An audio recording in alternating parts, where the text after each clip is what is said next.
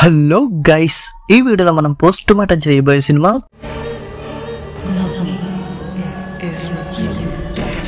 Love me if you dare. After watching leave me if you care. First of all జనాల్ని ఎలా ఎర్రపప్పల్ని చేయాలి అని తెలుసుకోవాలంటే ఈ సినిమా డెఫినెట్ గా మీరు చూడాల్సిందే. ఈ సినిమా ప్రమోషన్స్ లో దెయ్యానికి మనిషికి మధ్య లవ్ అన్న ఒక కొత్త పాయింట్ ని తీసుకొస్తున్నాం. ఈ పాయింట్ తో మీరందరూ కూడా బుర్ర బ్లాంక్ అయిపోద్ది అని ఓదరగొట్టేసి సినిమా చూసిన తర్వాత అతూచ్ మనిషికి దయ్యానికి మధ్య లవ్ అన్నాం కానీ అదే సినిమా మొత్తం ఉంటదని చెప్పామా? సినిమాలో చాలా ఉంటాయి, అందులో ఇది కూడా ఒక పార్ట్. ఆ మాత్రం ఎరుపప్పులు కూడా కాలేరా? ఓకే, అది కూడా తీసి పక్కన పెట్టేద్దాం. సినిమా స్టార్టింగ్ 10 minutes లో ఒక కొత్త జంట ఒక కొత్త ఇంట్లోకి వచ్చారు. ఆ ఇంట్లో ఏం జరుగుతుందో ఆ ఊరెవ్వరికి తెలియదు. కానీ ఒక ఆవిడ నైట్ 8 గంటలకి అలారం పెట్టుకుని మరి ఏడుస్తూ జనాల్ని భయపెట్టడం జరుగుద్ది. పోతే ఈ ఏడుపులన్న ఊరు జనం మొత్తం కూడా తలుపులు వేసేసుకుని లోన ఓ అని వణుకుతూ కూర్చుంటారు తప్ప ఆ ఇంట్లో ఏం జరుగుతుంది అన్న తెలుసుకునే ప్రయత్నం ఏ ఒక్కడో చెయ్యడు. ఇంకా ఏడ్చి ఆ రోజు ఏం పెడతాలే సరాకొస్తుంది, అట్లీస్ట్ దయ్యం అయ్యి జనాల్లో భయపెట్టచ్చు కదా అని ఆవిడ పెట్రోల్ పోసుకుని తగలబెట్టేసుకుంటది. దాని తర్వాత ఊరు మొత్తం కూడా ఆ కాలిపోవడాన్ని షో చూసినట్టు చూస్తారు. కొంతకాలానికి ఆ ఇంట్లో ఒక పాప ఉందని తెలుసుకుంటారు. ఆ పాపను పోలీసులకు అప్పగించేస్తారు. దాని తర్వాత సినిమా అయిపోయింది. సినిమా అయిపోవడం ఏంటి, స్టార్ట్ అయ్యి 10 minutes కూడా కావట్లేదు. ఆ బొక్క ఏం కాదు, ఈ 10 minutes కి తర్వాత జరగబోయే 2 hours సినిమాకి సంబంధం ఉండదు. ఇది హారర్ మూవీ కాబట్టి జనాల్ని భయపెట్టాలి కాబట్టి సినిమాకి సంబంధం లేని ఒక 10 minutes మూవీని వేసేస్తాం. ఇంకా కథలోకి వచ్చేస్తే సినిమాలో 3 మెయిన్ లీడ్స్ ఉంటారు. ఒకడు హీరో, రెండోది హీరో బ్రదర్ కి ఒక లవర్ ఉంటది, తన heroine. Hero brother lover heroine అయినప్పుడు మన హీరోకి లవర్ ఎక్కడ దొరుకుద్ది అనుకుంటున్నారా? అదేనండి ట్విస్ట్.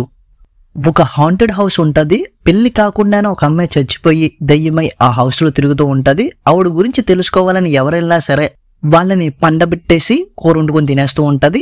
సో ఇది విన్న మన హీరో అసలే దూలగాడు కాబట్టి డైర్ ఎక్స్పెరిమెంట్స్ చేస్తూ ఉంటాడు కాబట్టి ఆ హౌస్ లోకి వెళ్ళాలని గట్టిగా ఫిక్స్ అవుతాడు. అక్కడికి వెళ్ళిన తర్వాత మన హీరో దయ్యాన్ని చూడకుండానే ప్రేమలో పడిపోతాడు. ఆ బొక్క అక్కడ ఉన్న దయ్యం కాదు, మనిషే ఇదంతా ప్లాన్ చేస్తుంది. కానీ ఎందుకు చేస్తుంది అని తెలుసుకోవాలని హీరో కుతూహల పడుతూ ఉంటాడు. అలాగే ఆ దయ్యం కూడా ఎవడొచ్చినా చంపేస్తుంది అని ఎలివేషన్స్ ఇస్తారు. బట్ మన హీరో వెళ్ళిన తర్వాత హీరో చూసి ప్రేమలో పడిపోవడం, వాడితో అచుకుబొచ్చుకులాడి మంచం మీద కింద మీద పడిపోతూ ఉంటారు. బై ద వే దయ్యానికి దెబ్బేసేటోళ్ళ ఉన్నావు అని వెంటనే తప్ప ఈ సినిమాలో ఫస్ట్ టైం చూశాను. దాని తర్వాత దెయ్యంతో సహజీవనం అన్న సినిమా హీరో తీసేస్తున్న క్రమంలో ఒక సైడ్ నుంచి మన హీరో బ్రదర్ అసలు ఎవరి దయ్యమని కనిపెట్టడం స్టార్ట్ చేస్తాడు. ఆ క్రమంలో ఒక 3 ఫోటోలు పట్టుకుని ఈ 3లో ఎవరో ఆ దయ్యమై ఉండాలి అని కనుక్కోవడం జరుగుద్ది. ఇంకా మన హీరో అక్కడ ఉండడం డేంజర్ అని మన బ్రదర్ అక్కడికి వెళ్ళేసరికి వాడేమో అసలు ఆ దెయ్యమే కాదు, ఎవరితో యాష్ వేసుకుని తిరుగుతుంది. సో దాన్ని చూడకుండా నేను ప్రేమలో పడిపోయాను, దాన్ని ఎలాగైనా తీసుకెళ్లి అవగొట్టేయాలి అని ఫిక్స్ అవుతాడు. ఆ క్రమంలోనే మన హీరోకి ఒక స్కల్ దొరుకుద్ది. ఆ స్కల్ ఎవరిదే అని ఒక స్కల్ ఆర్టిస్ట్ ని పిలిపిస్తారు. పోతే ఆ ఫోటోలో ఉన్న 3ది ఆ అమ్మాయి ఫేస్ కాదు, హీరోకి ఒక ఫోటో దొరుకుద్ది, ఆ అమ్మాయి ఫేస్ ఇది ఒకటే. అంటే మన హీరో ఇన్ని రోజులు ఫీల్ అయిపోయి దెబ్బలేసింది దెయ్యానికి అన్నమాట అని హీరో రియలైజ్ అవుతాడు. పోతే దాని తర్వాత కూడా మన హీరో ఆ ఇంట్లోంచి కదలకుండా టెస్ట్ వేసి కూర్చుని ఒకసారి రావచ్చు కదే, ఫేస్ చూసిపోతాను అన్నట్టు ఆ ఇంట్లో కూర్చుంటాడు. పోతే ఇక్కడ ఇంకో ట్విస్ట్ ఏంటంటే మన హీరో వాళ్ళన్నీ ఆ లవర్ మన హీరోని ప్రేమించడం స్టార్ట్ చేస్తుంది. ఏడ్రా ఇది, పంపతీసి ఈ అమ్మాయి ఇంకా బేబీ క్యారెక్టర్ లోనే ఉందంటావా? బేబీ సినిమా నుంచి బయట పడమని చెప్పరా ఫస్ట్ దానికి. ఆ బేబీకి ఈ క్యారెక్టర్ కి ఏ సంబంధం లేదు. పోతే మధ్యలో ఆ బేబీ అలా వచ్చి ఎలా వెళ్ళిపోతూ ఉంటదన్నమాట. ఇంకా దాని తర్వాత మన వదిన హీరోకి లైన్ వేస్తూ ఉంటది, మన అన్నయ్యని ఎర్రపువ్వుని చేస్తూ ఉంటది. ఇంకా దాని తర్వాత హీరో ఎలా కాదరా అసలు ఆ 3 ఫోటోలు దొరికినాయి కదా, అసలు ఈ 3 ఎవరని ఇన్వెస్టిగేషన్ చేయడం స్టార్ట్ చేస్తారు. అప్పుడు తెలిసింది ఏంటంటే చిన్నప్పుడు ఒక అమ్మాయి అని చెప్పాం కదా స్టార్టింగ్ లో, ఆ అమ్మాయిని అనాథ శరణాలయంలో నుంచి ఒకరు దత్తత తీసుకుంటారు. వాళ్ళ ఇంటికి వెళ్ళిన ఈ అమ్మాయి వాళ్ళ కూతురు చనిపోయిందని తెలుసుకుని చనిపోయిన అమ్మాయిలా మారిపోద్ది.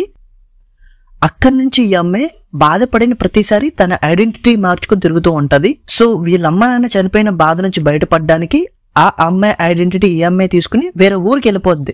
అక్కడికి వెళ్ళిన తర్వాత వేరే అమ్మాయి చచ్చిపోతే ఆ అమ్మాయి ఐడెంటిటీ తీసుకుని ఇంకో ఊరు వెళ్ళిపోద్ది. ఇలా ఆ దయ్యం విచిత్రంగా బిహేవ్ చేస్తున్న క్రమంలో చిన్నప్పుడు ఆ పిల్లకి ఒకడు రిబ్బన్ ఇస్తాడనమాట. ఆ రిబ్బన్ ఇచ్చింది ఎవడో కాదు, మన హీరో బ్రదర్. ఇదంతా తెలుసుకున్న మన హీరో అసలు ఎవరు ఈ దయ్యం ఎవరు అని తెలుసుకోవడానికి మళ్ళా ఆ అపార్ట్మెంట్ కి వెళ్తాడు. అక్కడికి వెళ్ళేసరికి ఆ అమ్మాయి కత్తి పట్టుకుని రెడీగా ఉంటది. ఎన్ని రోజులు దయ్యంగా నాటకమాడింది మరెవరో కాదు, మన హీరో వదినే. ఏటర్ ఇది, ఈ విషయం మనకి సినిమా స్టార్ట్ అయినప్పుడే తెలిసిపోతుంది కదరా, ఇంతవరకు ఎందుకు లాగడం.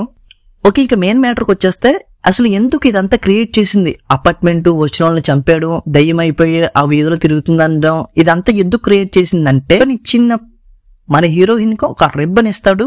ఆ రిబ్బన్ ఇచ్చింది హీరో బ్రదరే అని ఫస్ట్ లో అనుకుని హీరో బ్రదర్ ని ప్రేమించేస్తది. హీరో బ్రదర్ ఆ హాంటెడ్ హౌస్ గురించి సెర్చ్ చేస్తూ ఉంటాడు. ఆ పాప ఈ పాప అని హీరో బ్రదర్ తెలుసుకుంటే ఎక్కడ ప్రేమించట్లేదు అని చెప్తాడని భయపడిన మన హీరోయిన్ ఒక అద్భుతమైన ప్లాన్ వేసుద్ది. ఆ చిన్న పాప ఇంట్లో నుంచి వచ్చేసిన తర్వాత ఏం జరిగింది అన్నది ప్రతిదీ కూడా హీరోయిన్ కల్పిస్తుంది.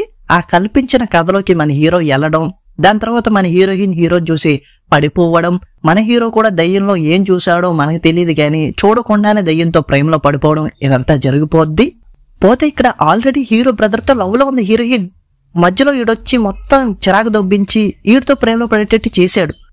పిచ్చినా కొడక, నా బట్టికి నేను love me if you dare అన్న సినిమా తీసుకుంటే నువ్వేమో బేబీ క్యారెక్టర్ ఈ సినిమాలోకి వచ్చేటట్టు చేసావు. ఇప్పుడు జనాలు ఏమో నన్ను పిచ్చి బేబీ అని పిలుస్తున్నారు, నీ వల్ల ఇదంతా అని కౌగిలించుకునే క్రమంలో హీరో కూడా దోలెక్కి కత్తితో పొడిపించేసుకుంటాడు. దాని తర్వాత హీరో చచ్చిపోయాడు. హీరోయిన్ కూడా హ్యాపీగా వాళ్ళ బ్రదర్ తో ఉండొచ్చని బ్రదర్ దగ్గరికి వెళ్ళొద్ది.